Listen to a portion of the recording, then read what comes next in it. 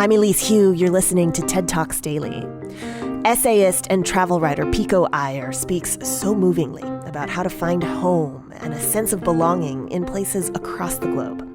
It was the central idea of his 2013 archive TED Talk, which we're sharing with you today.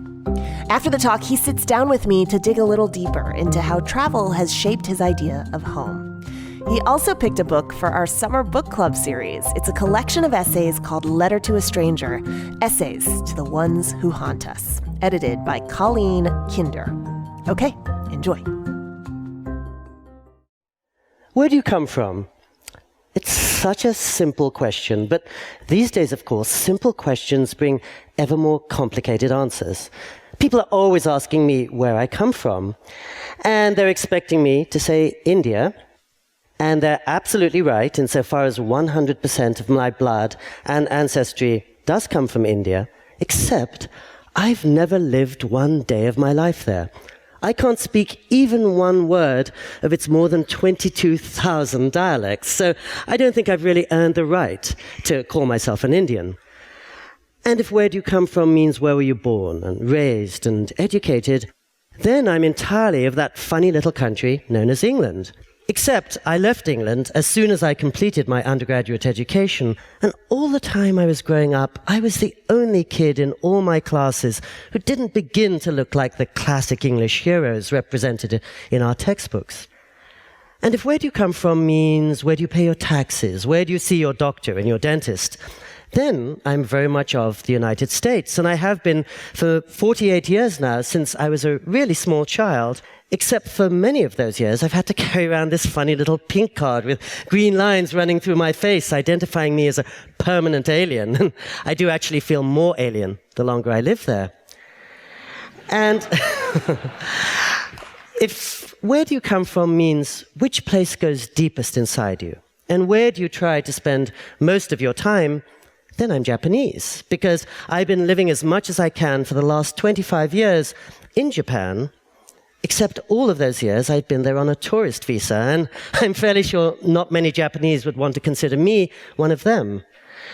And I say all this just to stress how very old-fashioned and straightforward my background is, because when I go to Hong Kong or Sydney or Vancouver, most of the kids I meet are much more international and multicultural than I am. And they have one home associated with their parents, but another associated with their partners, a third connected maybe with the place where they happen to be, a fourth connected with the place they dream of being, and many more besides. And their whole life will be spent taking pieces of many different places and putting them together into a stained glass whole. Home for them is really a work in progress. It's like a project on which they're constantly adding upgrades and improvements and corrections. And for more and more of us, home has really less to do with a piece of soil than, you could say, with a piece of soul. If somebody suddenly asks me, where's your home, I think about my sweetheart or my closest friends or the songs that travel with me wherever I happen to be. And I'd always felt this way, but it really came home to me, as it were, some years ago when I was climbing up the stairs in my parents' house in California. And I looked through the living room windows, and I saw that we were encircled by 70-foot flames, one of those wildfires that regularly tear through the hills of California and many other such places. And 3 hours later, that fire had reduced my home and every last thing in it, except for me, to ash. And when I woke up the next morning, I was sleeping on a friend's floor. The only thing I had in the world was a toothbrush I'd just bought from an all-night supermarket. Of course, if anybody asked me then, where is your home, I literally couldn't point to any physical construction. My home would have to be whatever I carried around inside me. And in so many ways, I think this is a terrific liberation. Because when my grandparents were born, they pretty much had their sense of home, their sense of community, even their sense of enmity assigned to them at birth, and didn't have much chance of stepping outside of that. And nowadays, at least some of us can choose our sense of home, create our sense of community, fashion our sense of self, and in so doing, maybe step a little beyond some of the black and white divisions of our grandparents' age. And I've always felt that the beauty of being surrounded by the foreign is that it slaps you awake. You can't take anything for granted. Travel, for me, is a little bit like being in love, because suddenly all your senses are at the setting marked on. Suddenly you're alert to the secret patterns of the world. The real voyage of discovery, as Marcel Proust famously said, consists not in seeing new sights, but in looking with new eyes. And of course, once you have new eyes, even the old sights, even your home, become something different. Many of the people living in countries not their own are refugees who never wanted to leave home and ache to go back home. But for the fortunate among us, I think the age of movement brings exhilarating new possibilities. Certainly when I'm traveling, especially to the major cities of the world, the typical person I meet today will be, let's say, a half Korean, half German young woman living in Paris. And as soon as she meets a half Thai, half Canadian young guy from Edinburgh, she recognizes him as kin. She realizes that she probably has much more in common with him than with anybody entirely of Korea or entirely of Germany. So they become friends. They fall in love. They move to New York City. And or Edinburgh. And the little girl who arises out of their union will, of course, be not Korean or German or French or Thai or Scotch or Canadian or even American, but a wonderful and constantly evolving mix of all those places. And potentially, everything about the way that young woman dreams about the world, writes about the world, thinks about the world, could be something different, because it comes out of this almost unprecedented blend of cultures. Where you come from now is much less important than where you're going. More and more of us are rooted in the future or the present tense as much as in the past. And home, we know, is not just the place where you happen to be born. It's the place where you become yourself. And yet, there is one great problem with movement, and that is that it's really hard to get your bearings when you're in midair. Some years ago, I noticed that I had accumulated 1 million miles on United Airlines alone. You all know that crazy system, 6 days in hell, you get the 7th day free. And, and I began to think that really movement was only as good as the sense of stillness that you could bring to it, to put it into perspective. And 8 months after my house burnt down, I ran into a friend who taught at a local high school. And he said, "I've got the perfect place for you." "Really?" I said. And I'm always a bit skeptical when people say things like that. "No, honestly," he went on, it's only 3 hours away by car, and it's not very expensive, and it's probably not like anywhere you've stayed before. I was beginning to get slightly intrigued. What is it? "Well," here my friend hemmed and hawed, "well, actually, it's a Catholic hermitage." This was the wrong answer. I had spent 15 years in Anglican school, so I had had enough hymnals and crosses to last me a lifetime. Several lifetimes, actually. But my friend assured me that he wasn't Catholic, nor were most of his students, but he took his classes there every spring. And as he had it, even the most restless, distractible, testosterone-addled 15-year-old Californian boy only had to spend 3 days in silence, and something in him cooled down and cleared out. He found himself. And I thought anything that works for a 15-year-old boy ought to work for me, so I got in my car and I drove 3 hours north along the coast, and the roads grew emptier and narrower, and then I turned onto an even narrower path, barely paved, that snaked for 2 miles up to the top of a mountain. And when I got out of my car, the air was pulsing. The whole place was absolutely silent, but the silence wasn't an absence of noise. It was really a presence of a kind of energy or quickening. And at my feet was the great, still blue plate of the Pacific Ocean. All around me were 800 acres of wild, dry brush. And I went down to the room in which I was to be sleeping, small but eminently comfortable. It had a bed and a rocking chair and a long desk and even longer picture windows looking out on a small, private, walled garden, and then 1,200 feet of golden pampas grass running down to the sea. And I sat down and I began to write and write and write, even though I'd gone there really to get away from my desk. And by the time I got up, 4 hours had passed. Night had fallen. And I went out under this great overturned salt shaker of stars, and I could see the taillights of cars disappearing around the headlands 12 miles to the south. And it really seemed like my concerns of the previous day vanishing.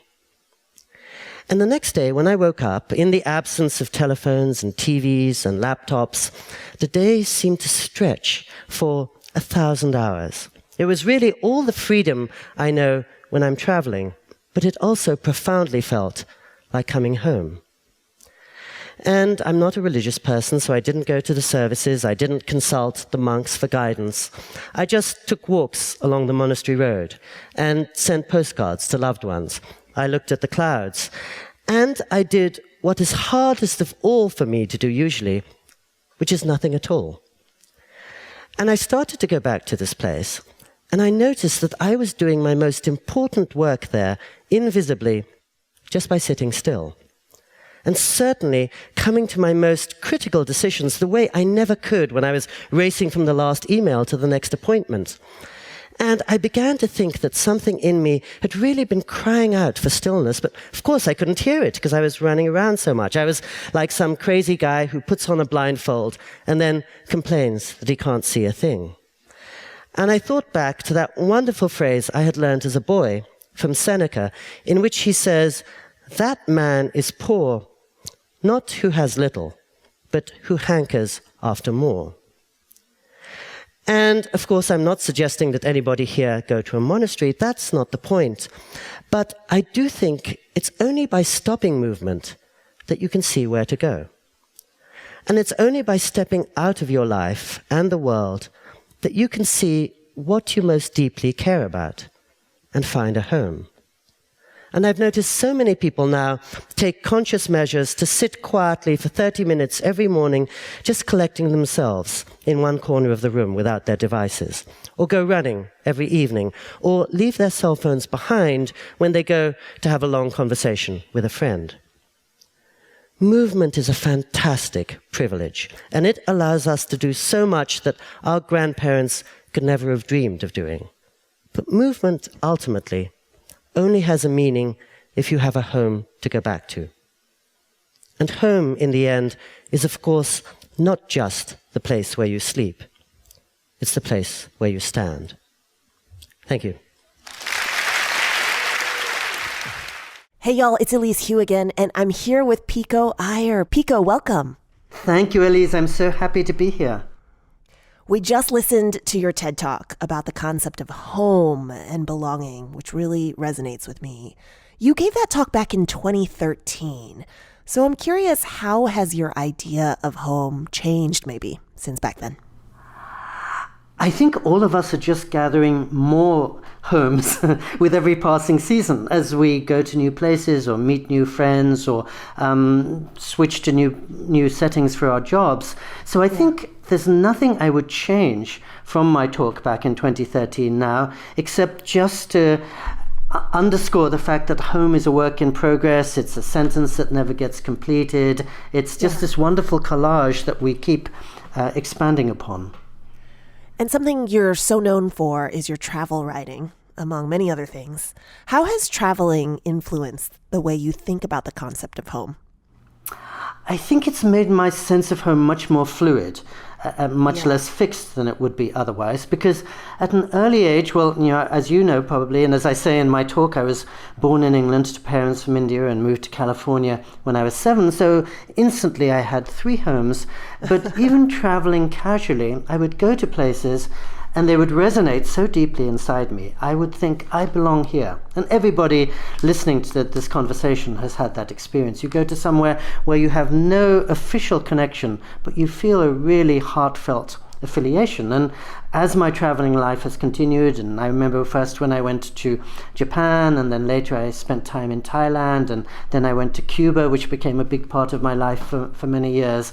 And in each case, I felt these are like great friends who are playing an important part in my destiny, and to that extent, they are my homes. At the end of my life, when I think back on all the places that have made me, Cuba and Thailand will feature, as well as England and California and India. And I think home is not just the place where you were born or where you happen to live, it's the place where you become yourself. And that happens in so many different locations for us in a fortunate global world. Your pick for our summer book club is a collection of essays inspired by travel. It's called Letter to a Stranger, and it's edited by Colleen Kinder. Can you tell us a little about the book? I can. It's a collection of 65 pieces, very short, by travelers, many of them female, and they're all in the form of letters to people met along the road. Maybe somebody you briefly fell in love with, maybe somebody who took advantage of you, maybe somebody you just couldn't figure out. And the subtitle of the book is Essays to the Ones Who Haunt Us. And I really love that, because I think when any of us comes back from a trip, we bring back photos and key rings and postcards or whatever, but the most important thing we bring home is something that we can never resolve, some person or some moment that keeps reverberating inside us and haunts us maybe for the rest of our lives. And so this is really a collection of letters written to people who will never read these letters, but who have in some indefinable way changed your life. And I heard that you play a part in sparking the idea for these letters. Well, right? I do. You're absolutely right. I was visiting a class taught by the editor, who's an old friend of mine, Colleen Kinder, and it was a class on writing about travel.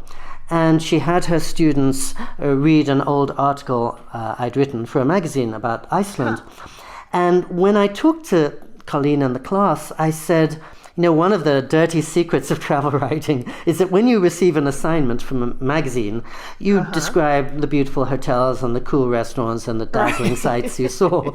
But really, there's no space for writing about the thing that really affected you deep down. So in Iceland, I wrote about traveling around this magical place in the middle of summer when the sun never sets and you don't know when to eat or when to sleep, and all the festivals that were filling the streets and the strange geological features of the island.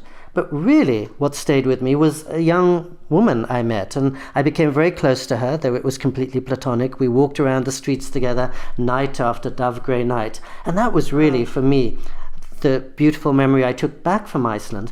There was no place for that young lady in the piece I wrote for the magazine, but in pieces I wrote for myself or in subsequent books, that was really the strongest memory. And so I think that quickened Colleen into thinking about, first, the unwritten stories from our trips, and secondly, how often they involve another person who maybe we'll never see again. And I love the fact that all the pieces in this book are written in the second person. They're all written to you. And I've been writing travel literature for 40 years. I've been reading it for even longer. And I remember when I was growing up, it was nearly always written by guys from the colonial countries, maybe Brits traveling around Kenya and India and talking about the strange ways of the natives. And now I think it's written more and more by young women from every part of the world, writing maybe about England, America, and the strange things they find there. And the you form suddenly makes it much more intimate and implicates you. And it reminds you that the center of the story is not really you, but it's perhaps somebody else whose life is much richer and more mysterious than your own. 65 extraordinary writers contributed, including Lauren Groff, Maggie Shipstead, Elizabeth Colbert, and you, Pico Iyer. Who is your stranger? Yes, and actually my piece is an expansion of another TED Talk I gave once on the beauty of what we don't know. And in that piece, I described how 37 years ago, I arrived in the old Burmese city of Mandalay, and a bicycle rickshaw man invited me to come and see the city with him, and we got into darker and more deserted streets, and I really wondered what was going on. And I finally realized he was taking me to his home so he could show me all the letters that he'd written to foreigners and his dreams, the essays he'd written in English about how he wanted to be a teacher of mathematics. And I hadn't known whether to trust this person because he was a complete stranger. And by the end of the day, I realized he was a friend. But I've only met that man once, 37 years ago. But we started corresponding, and he would send me letters, which were probably very difficult and expensive for him to send in a closed country like Burma, and I would keep up with him. And so there was a sense in which I think more about this man whom I met for one afternoon 37 years ago than I think about some of my oldest friends or the people I grow up with. And I think that's part of the beauty of travel. It rearranges your priorities and proportions, and somebody you only encounter fleetingly may stay with you forever. Lovely. The book is called Letter to a Stranger, Essays to the Ones Who Haunt Us, edited by Colleen Kinder. And the TED Talk you just heard was from Pico Iyer. Pico, thank you so much. Thank you very much. Really a pleasure to talk to you.